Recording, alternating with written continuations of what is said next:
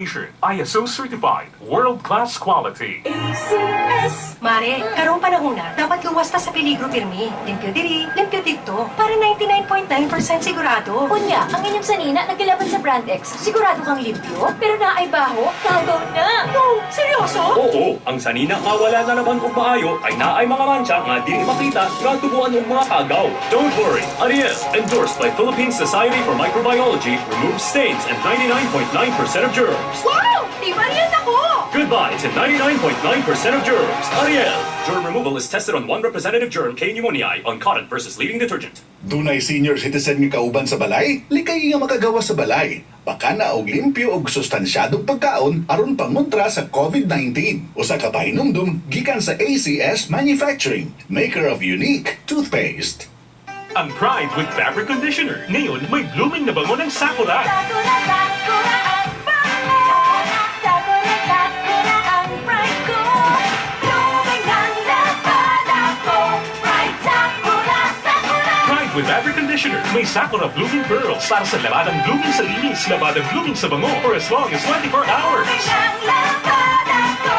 Pride, Sakura, Sakura. Para sa blooming na labada, i-Pride Sakura mo na. Pride Sakura Blossom. Manufactured by ACS Manufacturing Corporation. ISO certified. World-class quality. ACS. Himbing, gising, palit, buong gabi on repeat. I-Pampers Overnight Pants mo na si baby. Walang palit overnight? Posible. Himbing buong gabi, himbing walang palit. Pampers Overnight Pants. Sulit based on average overnight load. Bagong Pampers Overnight Pants. Ito ang DXDR 981 sa Dipolog City. Basta balita at serbisyo publiko. Tatak RMN. Fátima dolorosa, mostraste el fuego infernal, pidiendo para salvarnos tu corazón veneral. Ave María, Ave María, Ave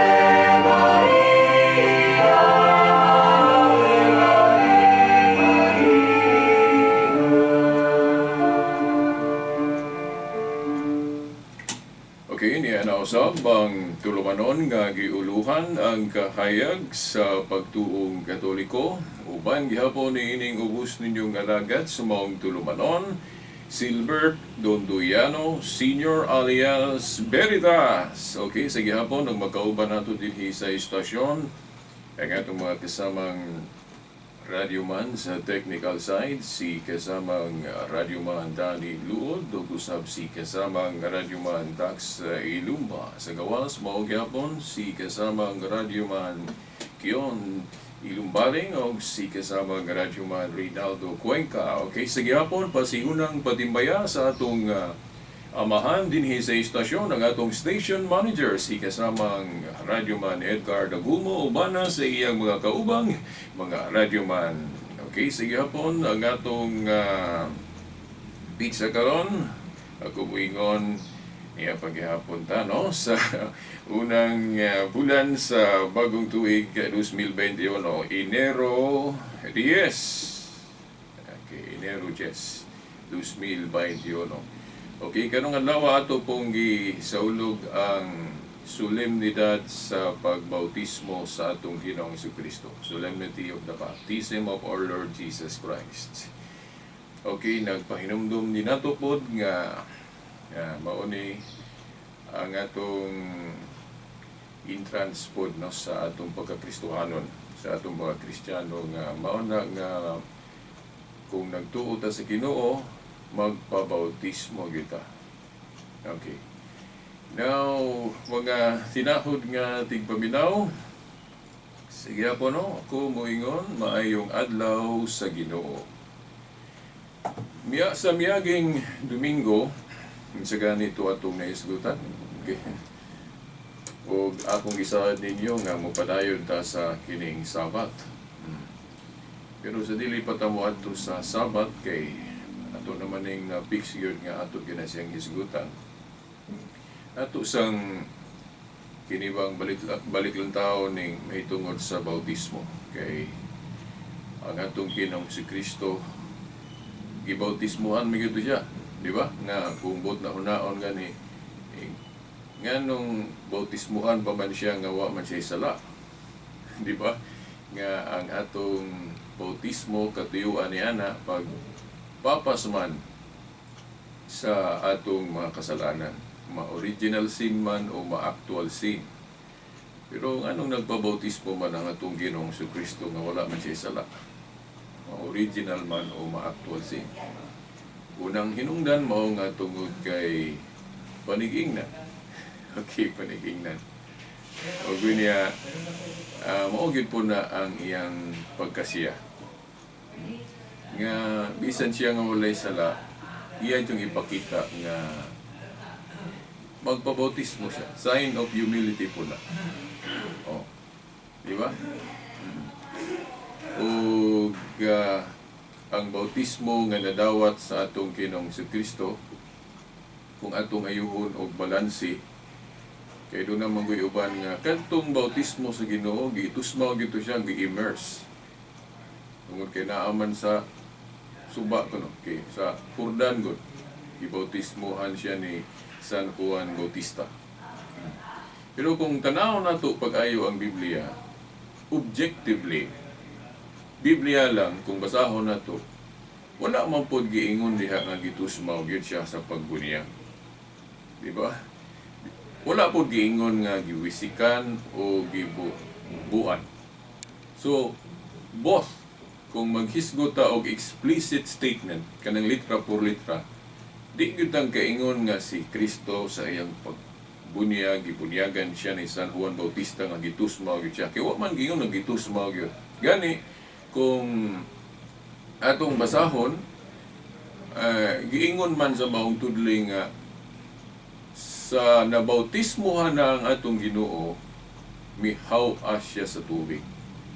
So, kanang mga pulo nga gani, kung atong isgutan ng una-una sa mga supak anang bunyag nga tusmaw, bunyag nga buog sprinkling. Kaya moingon sila nga, kato si Jesus, nagpabunyag siya ni San Juan Bautista, nga gitusmaw man gyud to. Dili ta makaingon ana gyud diretso kay wala gyud giklaro sa Biblia litra por litra o giunsa siya pagbunyag. Kay ang statement, ang mga pulong nga gisgutan sa Biblia, igo naman gaingon nga sa nabunyagan na o sa humanabunyagi ang atong Ginoo, mihaw siya sa tubig. Naamanggoy mga igsuon nato nga supak anang bukbo o sprinkling sa paagis bunyag, maingon sila nga gitusmaw si Jesus Christ tungod kay naay mabasa diyang pulong mihaw siya sa tubig. No. So, ay kay mihaw man siya sa tubig sa pag gitusmaw gito siya sa pagbunyag. Ayaw ako no pagguna-una. Giingon sa maong pahayag sa Biblia, sa pagkahuman og bunyag kang Hesus, mihaw siya sa tubig. Di man niya, humana siya bunyagi ay mihaw sa tubig. Sa ato pa, ang hawas diha, wa nilabot sa bunyag. Oh?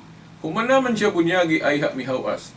So, katong gipremise nga, gitusmaw gito kay mihawas man. So, salom gito siya gikan kay mihawas good. Di man nga katong pulong hawas nga gigamit sa premise, nga nung moingon silang gitusmaw, wala na to'y apil sa bautismo. Oh, humana siya bunyagi ay mihawas tubig. O, di ba? So katong hawas dili to pwede gamiton nga premise basihanan nga moingon ang ato mga igsoon anang supak anang bautismo sa bubo o kining sprinkling.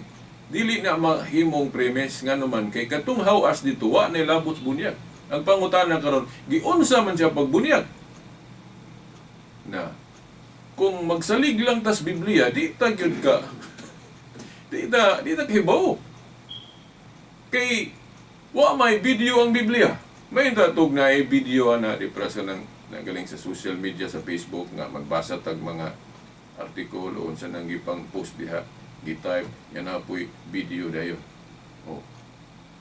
Na kay kanang Biblia wa may video kay wala pa man puy video ang mga apostolisaw na sa ilang panahon wa pa man na maimbento. So ang pangutana giun sa pagbunyag si Jesus Christ. So probably makaingon ta nga tradisyon. Kadtong wala giklaro sa Biblia, mahibaw ana sa tradisyon. So ang labing nasayod ana kung giunsa siya pagbunyag ni San Juan Bautista. Kantong nakakita dito niya, kisa may nakita niya kisa dito. Si John the Baptist. Di ba? So, mao na nga muingon ta nga dili mo kasiguradong gitusmaw. Gani na yung mga salida pod ana nga si Jesus Christ sa pagbunyag mga taga kuan ang tubig dapit sa tuhod. Oh. Then gibautismuhan siya ni San Juan, ibubuan. Oh, pagkahuman na siya bautismuhin nga kanang bubo, ay din siya mihawas sa tubig. So bisan pag taga-tuhod ra ang tubig, pag gumanyag bunyag, ibubuan siya, then mihawas siya sa tupan niadto siya sa mala. Oh, hawas, magamit gyapong pulong hawas diya, pero human na sa bunyagi. Oh. Now, sa Catholic nga exegesis yun, sa panudlo gid sa Katoliko, tungod kay kitang nagbasa igo ra man ta man naghap, kay wa man giklaro sa Biblia, kay wa lagi video ang Biblia.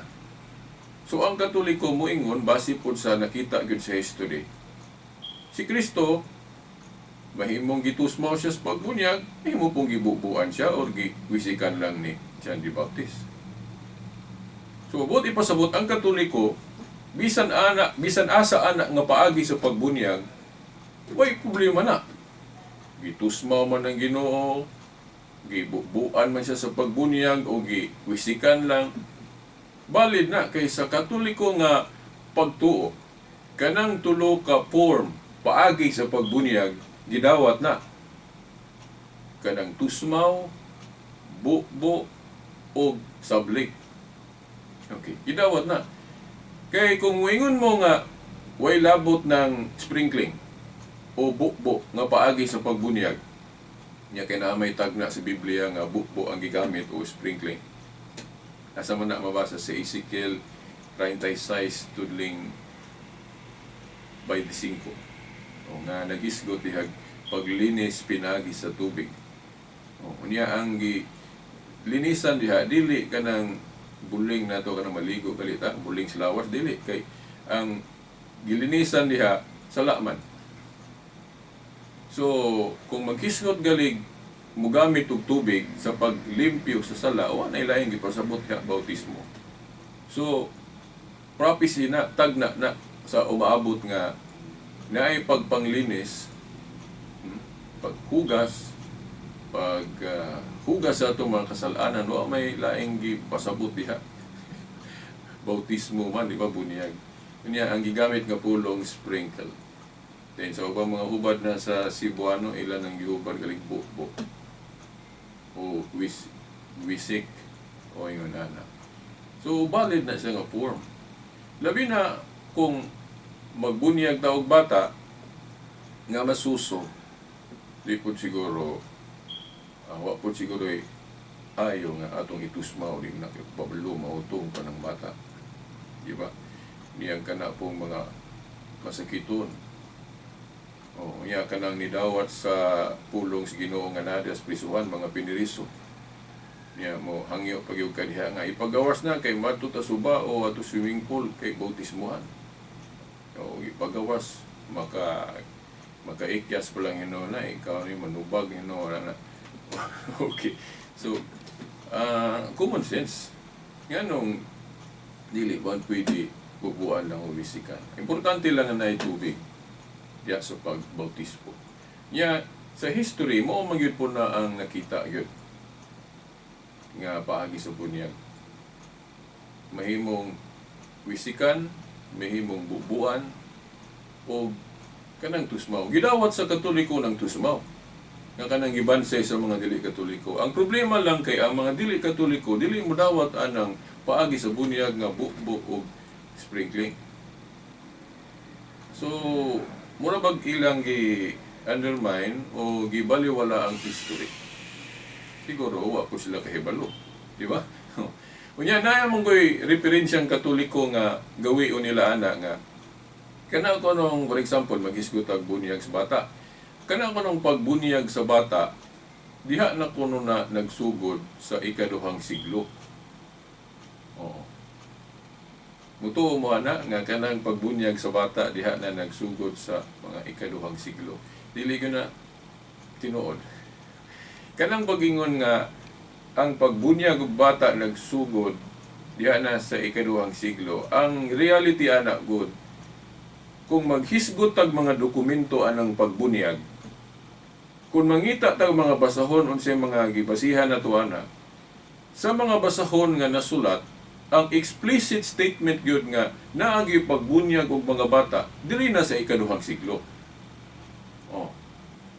Kay kung basahon nato ang Biblia litra por litra, di matakabasaan ng ang mga apostoles nagbunyag og mga bata.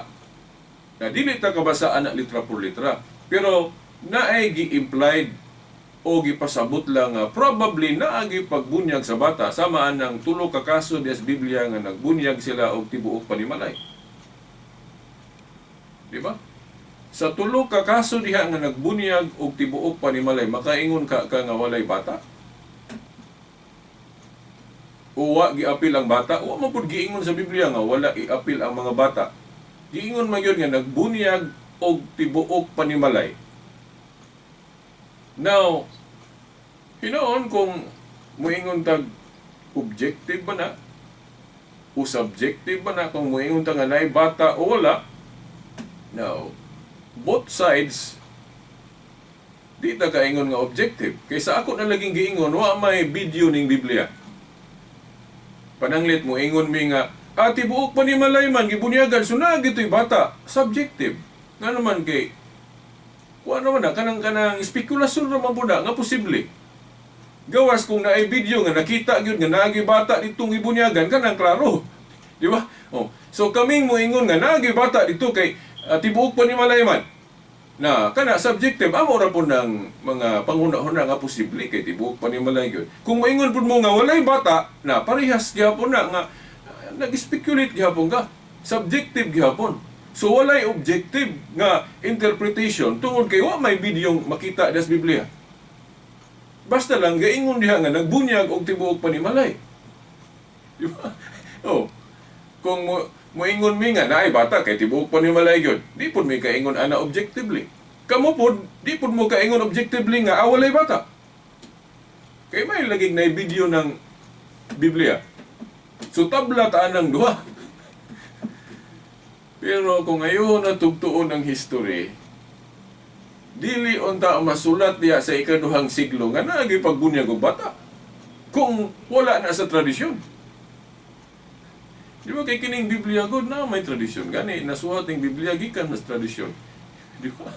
Oh. Kay unsa may isulat kung walay nahitabo na. Di ba? Oh.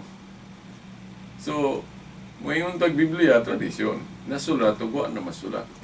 So, kung moingon ta kinsa may labing nasayod anang tradisyon nga wa na masulat, di Katoliko kay mo may karaan, mo may nagsugod sa maong panahon. Kay kung moingon mo nga ang labing nasayod kanang mga pundok ron nga awahin na kayo, no. Ayaw ako nagunahon na pananglitan kanang imong pundok nagsugod og 1914. Ya, ang uban na gali 1844, 1872. Kung mag-isgot tag kinsay labing nasayod adtong mga panghitabo sa Christianity niadtong unang siglo, ikaduhang siglo. Unsay mga tradisyon diha sa maong simbahan nga wa na masulat. Kay si San Juan giklaro man niya sa Juan 21:25 sa iyang sulat diha. Ang Ginoo galigayingon nga dili ang tanan na sulat. Ipaagi niya sa sulat ni Juan. Kay sulat kung sulaton pa kuno ang tanan, nagtuo siya nga bisan gani ang tibuok kalibutan dili kaigo kasuldan sa mga sinulat hinoon hyperbole kapag kaistorya no sa kadakos kalibutan niya di gyud masulod. Ang iya lang gi-emphasize diha nga napagayo daghang wa masuwat. Oh, di ba? Oo. So, sa pangutana, sa mga tradisyon sa simbahan nga wa na masulat, kinsay labing nasayod. Ang pundok nga nagsugod lang 1914, 1872, 1844. O ka na mga pundok ron nga awahin na nahimugso. Nganong makaingon man ta nga sila mo ilabing nasayod, may nagsugod sila atong panahon yun sa mga apostoles. So kung mo arimos Katoliko, ang sa may historis Katoliko, kanus ama nagsugod ang Katoliko. So pagsugod yun mismo ni Kristo, di ba? Unang gipanawag niya na may mong sakop mga apostoles. Niya mga apostoles, nagtudlo og ilang mga sumusunod po, mga followers, o isa niya na sa history nga na nakita na to, mabasa man galing nga sa Wikipedia. Usa sa giordinahan o gihimong disipulo sa mga apostoles, kato si Bishop Ignatius of Antioch, obispong Katoliko man to. Si Bishop Irenaeus, kanya kinsa may responsable nga nahimong Kristiyano si Bishop Ignatius. Si San Juan mo yung teacher, di ba? Oh. San Juan Evangelista. Si Irenaeus po. No, si Irenaeus di ay ang iyang teacher si Polycarp. Kanya si Polycarp, ang iyang teacher si John. Oh, di ba? Oh. So, si John o si Ignacio, pareha sila teacher. Si John. Si Irenaeus, ang iyang teacher, si Polycarp. So, bali, naghapoy connection niya. Puros mo na mga obispong Katoliko. Kung tanaw na to, bisag mo, research mo sa Wikipedia. Ano nga itong encyclopedia rin sa internet. Kaya ni, ang mga protestante mo, dawat po sila anak. Pero naalay mga panghitabo manggod, sulod sa simbahan, nga kung dili matagaan o katinawan, murag mga bugnaw batabas atong pagtuong Katoliko. Labi na ang nag-focus lang ta sa mga skandalo, mga dili maayong nahitabo. Pero kana manggong mga dili maayong nahitabo sulod simbahan, dili manggong na ma-attribute nato sa religion o sa pagtuo. Kaya naman kay pananglit, himuon ninyong rason nga kining simbahang Katoliko dili tinuod tungod kay daghang kay mga badlungon. Ang pangutana manggod diha, kanang mga badlungon sa maong simbahan, nahimo ba na silang badlungon tungod sa religion o tungod sa pagtuo? Dili oy. Ano man, basa mo katikisem, basa mo mga librong Katoliko, kung kanang mga abuso, kanang mga dili maayong buhat sa mga Katoliko, nahimo ba na nila tungod sa religion o tungod kay naa sa libro? Pananglit ka ng adultery. Daghang mga Katoliko gahimuana. Oh. Ang mga Katoliko ba nakabuhat og adultery tungod kay naa sa katikismo nga inana sugo na nga pamayin mo, panglaki mo, pagbuhat mo kay idolatry na mo ba na nasulat dito sa katikismo nili? So mao na nga kung ipasangil nato sa religion ang mga dili maayo nga nahitabo sulod simbahan, unfair kay na. Nganong ato mang ipasangil ang mga buhat sa mga sakop nga ang maong mga buhat mismo gikasilagan sa maong pagtuo sa maong religion. Di ba? Illogical kayo ta kung moingon ta nga sayop o dautan yun ang relihiyon ng Katoliko tungod kay daghan kay mga sakop nga badlungon. Okay. Kaya nga no, gitudluan rin sila sa religion ng Katoliko nga ila itong buhaton. Di ba? Oh. So, ang ato lang basulon, kita ramang po mga tao, bisan kinsa mapari man, maobispo man, santo papa man, kung dunay mga dili maayo diha sulod sa simbahan, ato na personal. Daan na gyud gapasidaan ang atong Ginoo na sa San Mateo 23. 1 ngadto sa 3 iyang gi-example kadtong mga authority sa pagpanudlo sa una sa mas mga magtutudlo sa balaod, mga Pariseo nga maing laki sa religion sa una, di ba? Unsay giingon sa Ginoo? Sunda ang ilang gitudlo, but pasabot sunda ang maong relihiyon sa ilang panahon. Ayaw lang awata, ay lagsunda ilang gibuhat kay wa man sila magtuman sa ilang gitudlo. So kung kana way atong basihan, kuha ag base, ingunahan arapod sa atong panahon. Kung doon na may mga leader sa simbahan o mga sakop sa simbahan nga nakahimog dili mao, dili na tungod sa religion. Kaya ang religion wa magtudlo anak. Maura na atong isalikway kanang mga buhat nga dili maayo. Kay dili man na gospel, abuso man na, utang buhat man na. Ang atong sundon ang gitudlo sa atong pagtuo o relihiyon. Basa ragon mo ng Catechism of the Catholic Church sa Katoliko.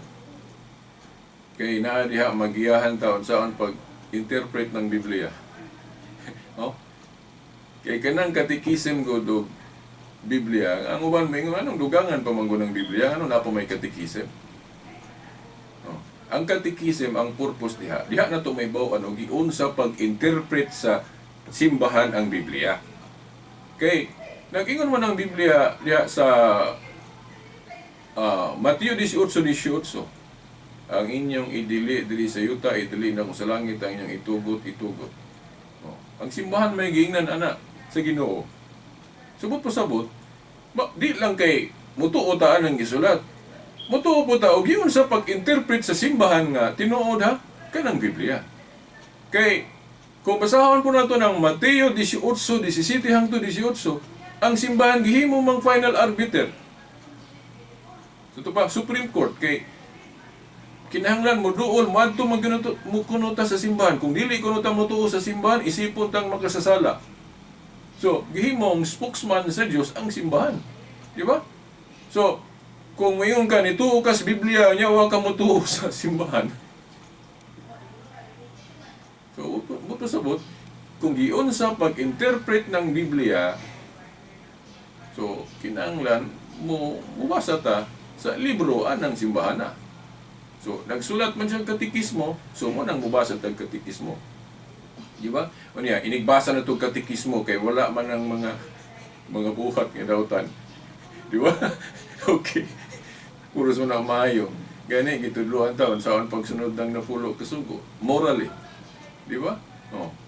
So, wala naman tayo igong panahon. Okay, sa sunod Domingo siguro ma-full blow na ta sa pag-iskot atong Sabat, no? Okay. So ato lang gisgutan sa ang bautismo niya sanglit kini mga buhat na ma-connect man ni sa bautismo kay pagpanglinis man lagi ng bunyag. So mo na nakaisgota aning bautismo sa kining mga nahitabo sulod simbahan. So hangtod sa sunod Domingo pohon sa mga oras ug istasyon. Kining inyong higala sumaong tulmanon Silver Tundoyano Sr. Sa ngalan sa Ama sa Anak sa Espiritu Santo. Amen.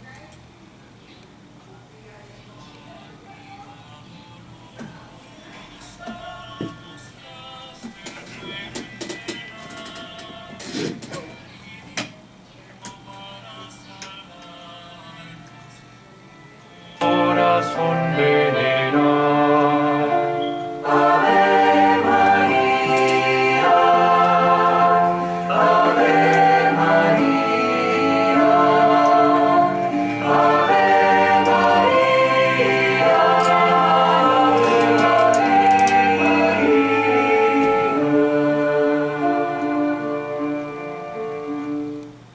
Tatak RMN